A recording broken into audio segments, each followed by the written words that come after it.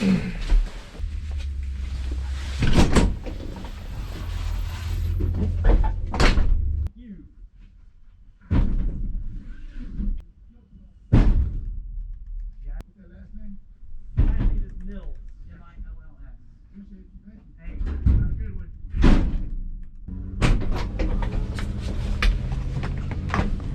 right, there's what $4,000 worth of Triumph parts looks like.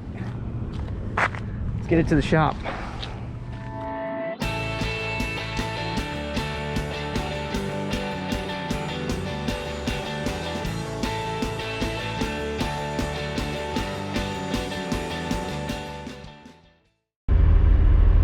Hi-yo, King of the Vlog here. Welcome back to TR3 Wrench Time, and this is part 2 of chassis restoration. In part 1, we got all the bits that came off the frame disassembled, all the bushings out, fasteners off.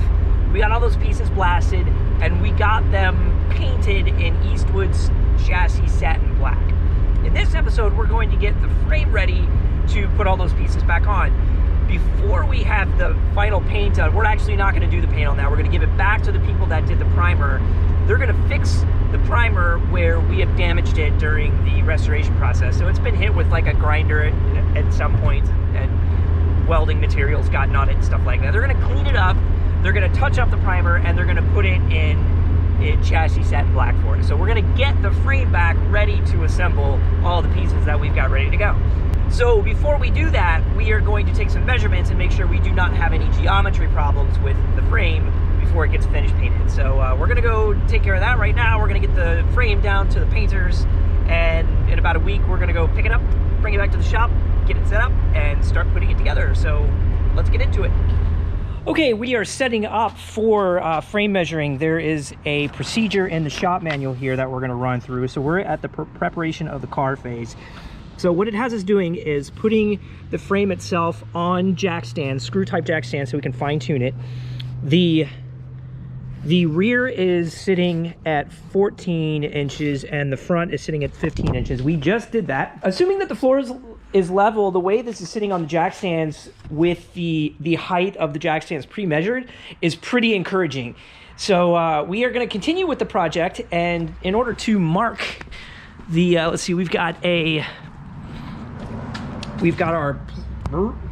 plumb bob, and we got a piece of soapstone from our welding kit that we're going to use to mark the floor, and yeah, we're going to get into it.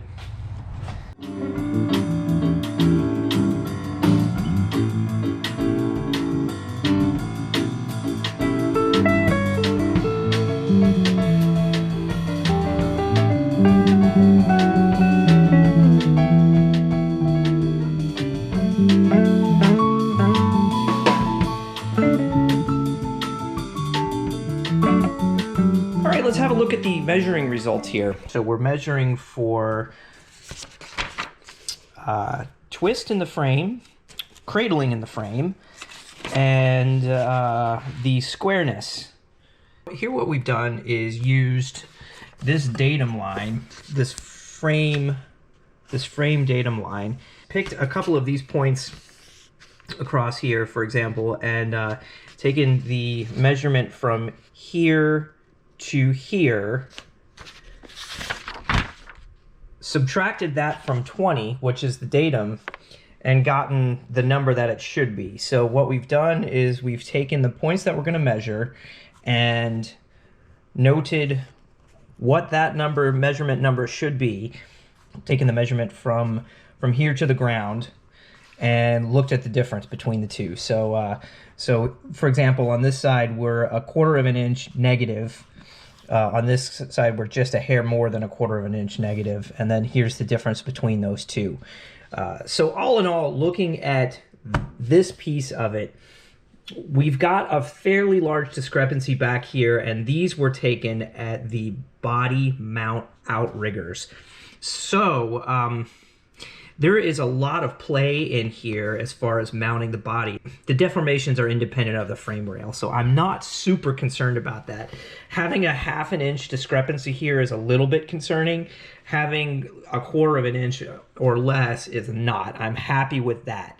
So I don't think there's enough wrong here to warrant going into a frame shop and trying to do anything to this frame, considering that I'm not really trying to build a concourse car here. This is where we were measuring the points on the ground. So measuring from here to here, from here to here, these diagonal points.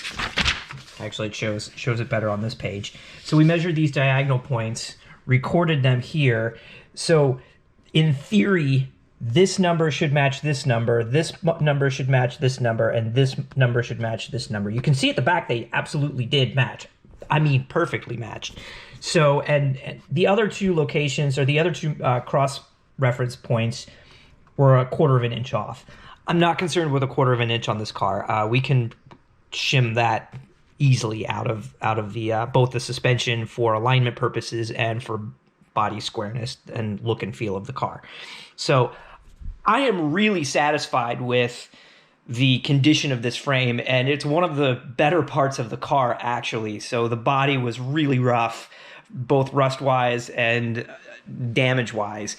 So, and we noticed that the typical points on this frame that have problems, this car didn't. I'm really pleased with how this turned out. And I'm not going to do any further work to the car. We're going to take it down and have it painted, and we're going to use it, and we're going to put the car together. So let's get back into it.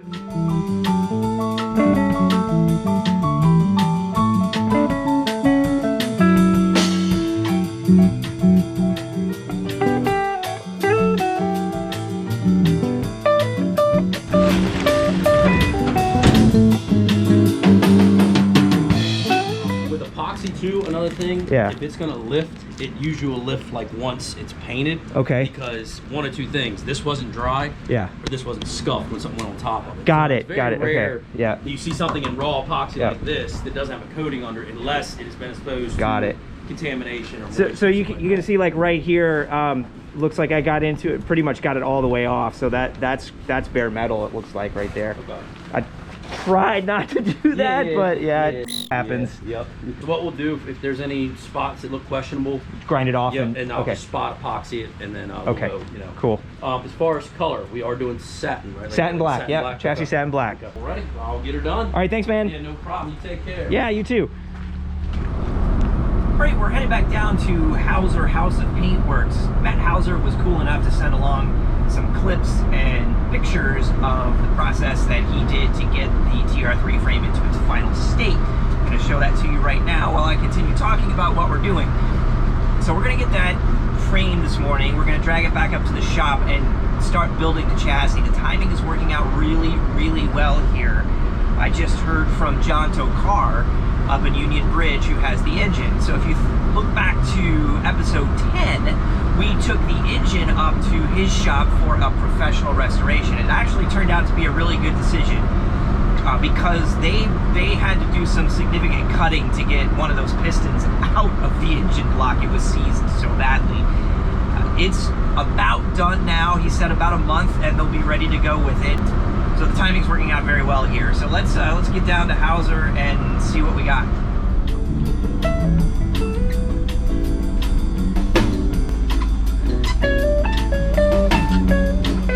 Oh, this looks fantastic. Cool.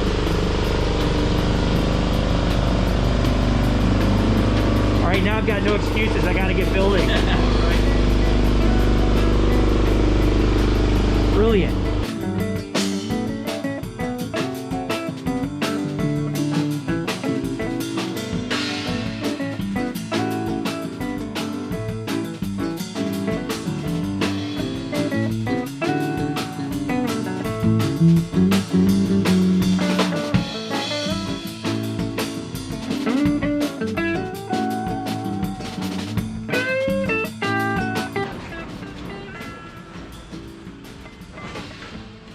Yep.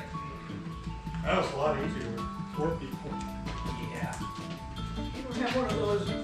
Be careful, the floor is slippery.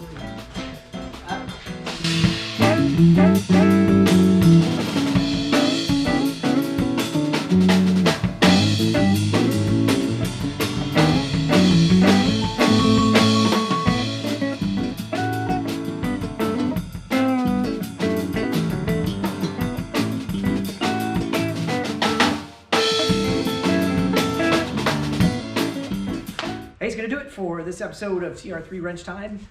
Next episode, we're going to start unboxing stuff, getting organized, and start putting this thing together. If you're enjoying the content, please like and subscribe. We'll see you next time right here on TR3 Wrench Time.